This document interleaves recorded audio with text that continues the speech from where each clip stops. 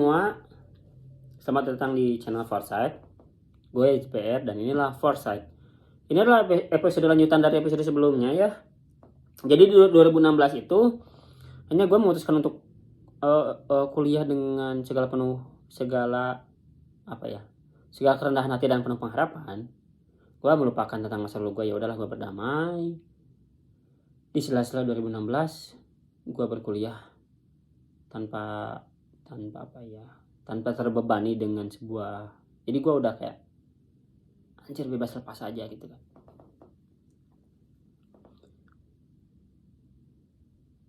Waktu bergulir,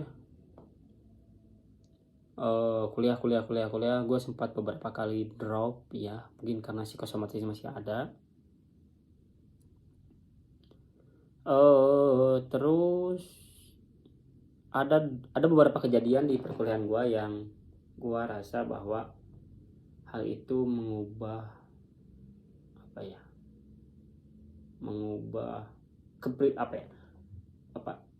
memodifikasi gitu kan, mempengaruhi kepribadian gue. Pertama, kan di 2016 itu kalau nggak salah ya, seingat gue 2016 itu adalah bencana besar banjir bandang di Garut. Dan pada waktu itu gue beberapa kali pindah kosan. Kosan pertama gue di Godean dan bertepatan dengan sekitar bulan September kalau nggak salah bencana di Garut terjadi, karena di Jogja pun waktu itu badai.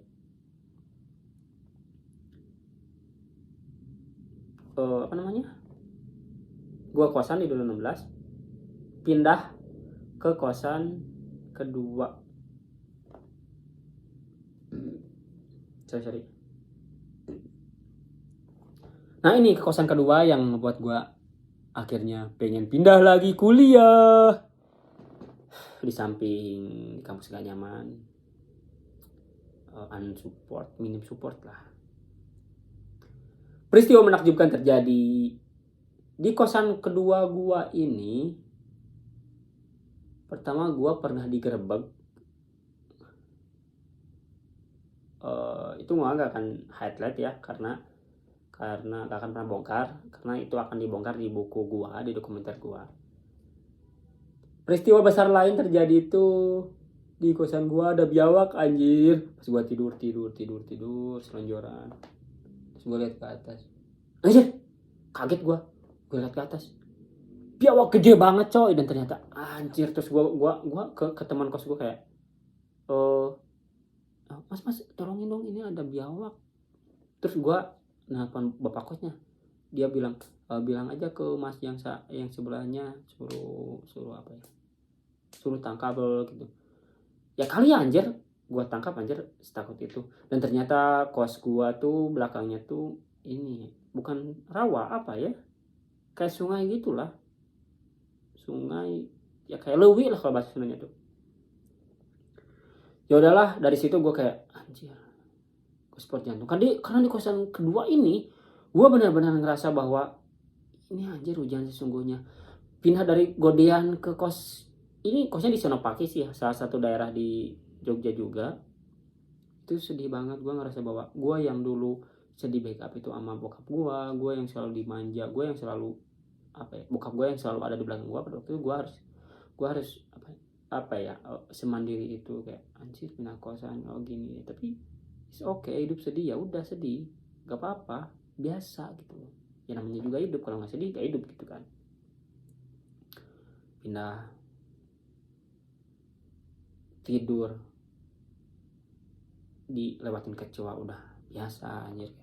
Emang kosnya tuh emang bukan horor sih, tapi lebih ke lebih ya horor aja mungkin lah ya. Ya udah akhirnya kecoa gak pernah gua anggap. Dan inilah yang terakhir, di kosan gua ada apa? Ada kodok, enggak deh. Di kosan gua ada belatung. Belatung itu jatuh dari atap kamar kosan gua.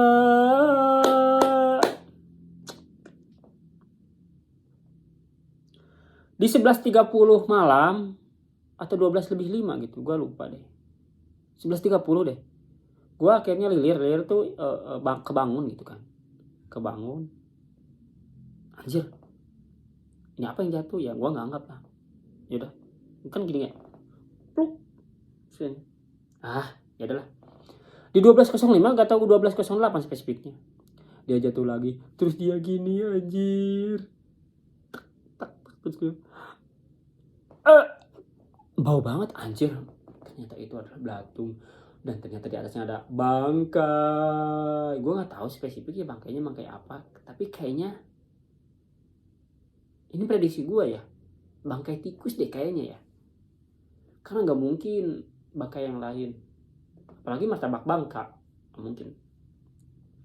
Dari situ gue pengen pindah kuliah dan berhenti kuliah.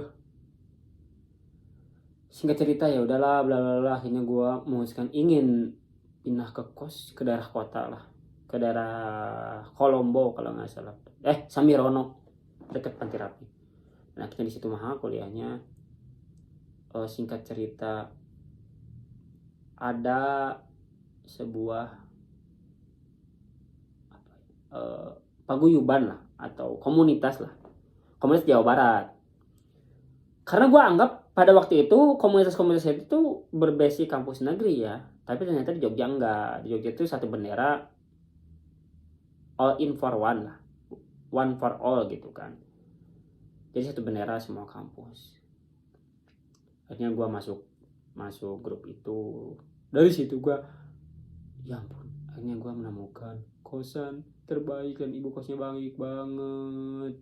Gue gak akan mention teman gue, pokoknya teman gue is the best lah, lu the best banget karena lu udah ngasih referensi kosan.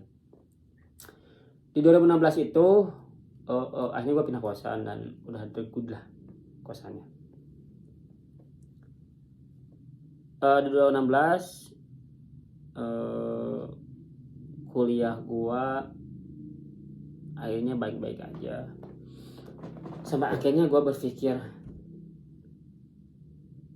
what are you doing gitu loh, gua di Jogja mau ngapain aja gitu. Mau kuliah doang dan sebagainya. Gua pikir kayaknya gua harus menemukan sesuatu yang benar-benar gua nggak pernah temukan. Gua harus melakukan sesuatu yang nggak pernah gua lakukan. Gua harus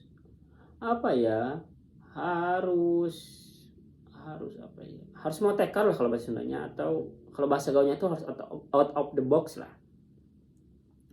Akhirnya gue mencari instrumen dan akhirnya gue ketemu salah satu organisasi gizi di Indonesia. Nah dari sini gue dimulai anjir.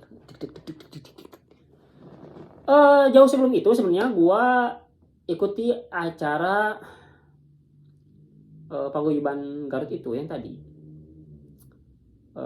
Gue ikut Rampes. Dari situ gue melejit dan salah satu teman gue di Rampes begitu sangat support. Makasih teman-teman Rampes. Gue respect lah. Ternyata di singkat cerita kelar lah Rampes. Setelah itu gue daftar masuk di situ 2017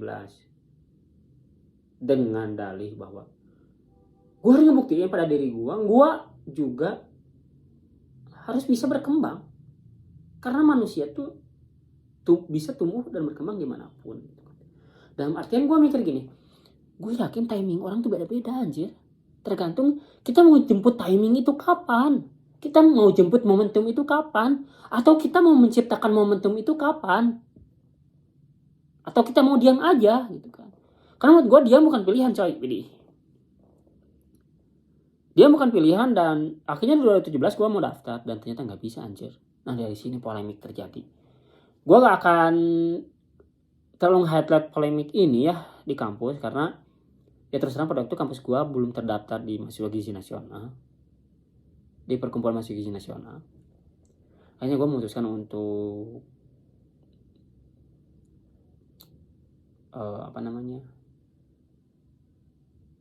mengikuti organisasi itu di tahun-tahun selanjutnya, di 2018 kalau nggak salah. Dan di sini ada polemiknya nanti gue bahas. Dari sini gue melejit dan naik daun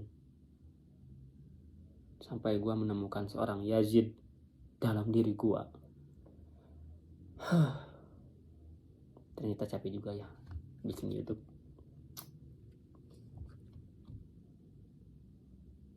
Pokoknya gue doa deh di mahasiswa gizi nasional akan dilanjut di episode selanjutnya.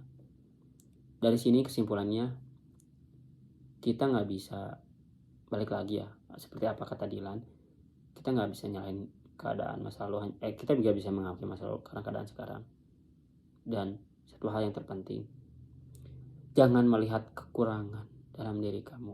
Dalam artian gini deh, misalkan kayak gue ya, ini penting nih, gue orangnya gede ambek lah, temperamen, emosional, mudah marah. Itu sesuatu yang negatif bisa dapat dikategorikan sesuatu yang negatif. Jika, nah ini premisnya harus jelas, jika tidak ditempatkan pada sesuatu, tidak ditempatkan pada tempatnya, dan artian nggak adil lah. Kalau tidak adil, negatif kalau tidak adil. Padahal emosional, ketegasan, penuh marah, temperamen itu penting menurut gue. Penting dalam artian ketika diposisikan dalam posisi yang sesungguhnya. Dalam artian gini deh, gede marah, temperamen itu energinya gede banget anjir. Kalau kita diposisikan pada sesuatu, ini gue harus bekerja, itu energi banyak di sana, jangan disalahgunakan dan digunakanlah di sesuatu yang positif, bekerja, workaholic dan lain sebagainya. Itulah kekurangan yang enggak sesungguhnya, yang sesungguhnya bukan kekurangan, tapi lihatlah potensi dalam diri kekurangan itu untuk berkembang, untuk growth, untuk jump, untuk apa ya, untuk brave, untuk melompat lah. Nah, kesimpulan dari gua, jangan pernah lo ngerasa bahwa kok gua kurang, jangan pernah deh. Boleh aja sesekali kita menyalahkan diri kita, karena manusia tempatnya ngeluh, tempatnya sedih, tapi itu adalah, hidup adalah pilihan. Jika memang, karena apa yang Anda lakukan adalah apa yang akan Anda dapatkan. Ya kalau kita diam aja ngeluh, ya kita juga akan mendapatkan diam dan ngeluh juga. Tapi kalau kita berusaha dan lain sebagainya, bahwa kemudian kita yakin dengan sebuah masa depan. Yakin aja dulu. Pesan dari gue, yakin aja dulu dengan masa depan. We never know. Kita nggak pernah tahu apa yang akan terjadi di masa depan loh. Ketika kita nggak pernah mencoba, we never know. Kita nggak akan pernah tahu kalau kita nggak pernah memulai gitu loh. Dan satu hal yang perlu kita lakukan adalah percaya akan masa depan dan percaya terhadap diri kita sendiri. Karena apa? Karena bagaimana kita bisa meyakinkan orang kalau kita tidak bisa meyakinkan diri kita sendiri. Gue ulang, bagaimana mungkin kita bisa meyakinkan orang kalau kita tidak yakin terhadap diri kita sendiri. Itu aja dari episode BPH, berbagi pengalaman hidup, lanjutan dari part pertama. Terima kasih sudah menonton. Like jika Anda suka, dislike jika Anda tidak suka. Jika butuh sharing bisa tulis di kolom komentar. Gue Yasber dan inilah Foresight. Bye bye. Selamat ketemu di video selanjutnya. Dadah.